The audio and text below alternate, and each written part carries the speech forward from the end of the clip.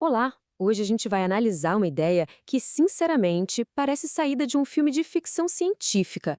Mas acredite, ela está sendo discutida muito a sério por cientistas. A proposta? Usar as florestas do norte e o fundo do oceano para combater a mudança climática.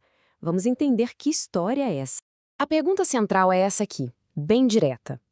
E se, para tirar o carbono da atmosfera, a gente cortasse árvores de propósito e simplesmente afundasse elas lá nas profundezas geladas do Oceano Ártico? Soa radical, né? E é. Mas a escala do desafio climático está levando as pessoas a pensarem em propostas cada vez mais audaciosas. E a ambição por trás dessa ideia é gigantesca. Os pesquisadores que bolaram isso estimam que esse método poderia remover, anualmente, até 1 bilhão de toneladas de CO2 da atmosfera. É um número que com certeza faz a gente parar para prestar atenção.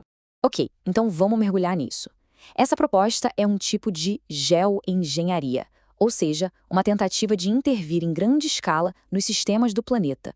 A ideia, basicamente, é dar uma acelerada no processo que já acontece na natureza para criar uma espécie de cofre de carbono super duradouro. E tudo começa aqui, na Floresta Boreal, aquele anel de florestas que fica lá em cima, circulando o Ártico. Ela guarda mais de 1 trilhão de toneladas de carbono.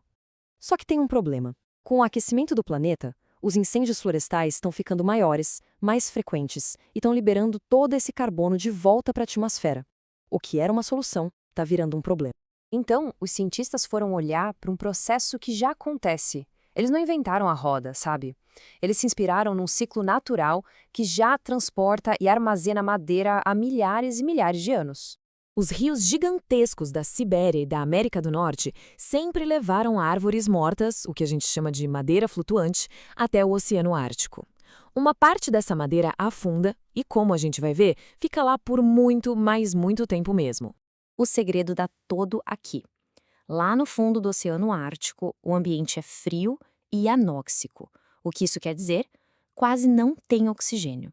E sem oxigênio, os micróbios que decompõem a madeira trabalham num ritmo lentíssimo. O frio, claro, também ajuda a preservar tudo. E isso não é só teoria, não. Estudos com madeira super antiga encontrada em lagos mostram que ela pode durar milênios sem apodrecer. O ponto-chave é este. O carbono que a árvore capturou durante a vida ficaria trancado por um tempo que, geologicamente, é super significativo. Certo, mas como é que se transforma essa observação da natureza num plano de geoengenharia em escala planetária? Bom, a logística é de cair o queixo, para ser bem sincero. O plano tem basicamente 4 passos. Primeiro, cortar árvores de áreas específicas, aquelas com alto risco de incêndio. Segundo, empilhar toda essa madeira nos rios congelados durante o inverno. Terceiro, deixar a natureza fazer o serviço, usando o degelo da primavera para carregar os troncos para o mar. E o passo 4, que é crucial, replantar as áreas que foram desmatadas. A operação toda se concentraria nos maiores rios que desarguam no Ártico. Pensa em rios como o Ob, Yenisei e Lena na Rússia, e o Mackenzie e Yukon na América do Norte. Teria que ser um esforço coordenado em todo o círculo polar. Para chegar naquela meta de 1 bilhão de toneladas, seria preciso colher uma área de 180 mil quilômetros quadrados, todo ano.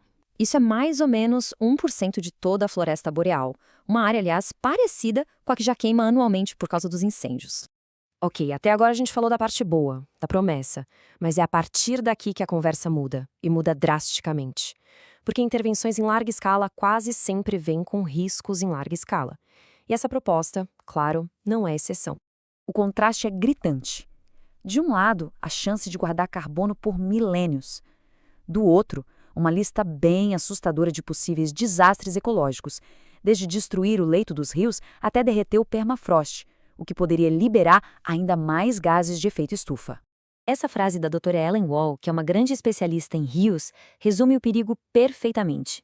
Transportar milhões de troncos poderia literalmente raspar o fundo do rio, destruindo hábitats e alterando todo o ecossistema de maneiras que a gente talvez levasse séculos para entender. E o perigo não é só na água. Se esses comboios gigantes de madeira encalharem no meio do caminho, eles podem formar barragens, causando inundações.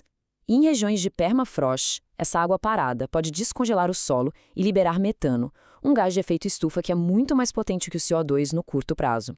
É como resume a Merit Turetsky, existe uma chance bem real de que o plano acabe se anulando.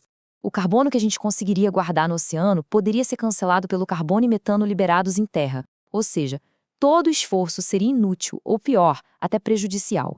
E essa é a pergunta de $1 milhão, né? A gente pode estar diante de um paradoxo onde a cura proposta se torna pior que a doença, criando um ciclo vicioso perigoso que, na verdade, acelera o aquecimento. Então, se os riscos são tão gigantescos, por que essa ideia sequer está sendo discutida? A resposta é bem simples e um pouco preocupante: urgência. A demora em reduzir as emissões está forçando a ciência a explorar todas as opções possíveis, até mesmo as mais radicais. É muito importante entender isso. Os próprios autores não estão dizendo vamos fazer isso amanhã. Eles descrevem o trabalho deles como um experimento mental. A ideia é, na verdade, provocar uma discussão sobre a escala do problema e das possíveis soluções. E a lista de perguntas sem resposta é enorme. E não só os riscos ecológicos. Tem questões sobre os direitos dos povos indígenas, possíveis conflitos geopolíticos pelo fundo do mar, a segurança da navegação e o risco, claro, de uma ideia como essa ser usada só para fins comerciais e ignorando todos os perigos. No fim das contas, talvez o maior valor dessa proposta não seja o plano em si, mas a conversa que ela gera.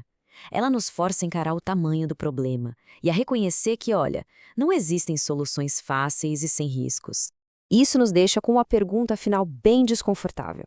Conforme os impactos da mudança climática ficam mais e mais intensos, a nossa definição do que é um risco aceitável pode mudar. A grande questão é, em que ponto ideias extremas como esta deixam de ser impensáveis e se tornam inevitáveis?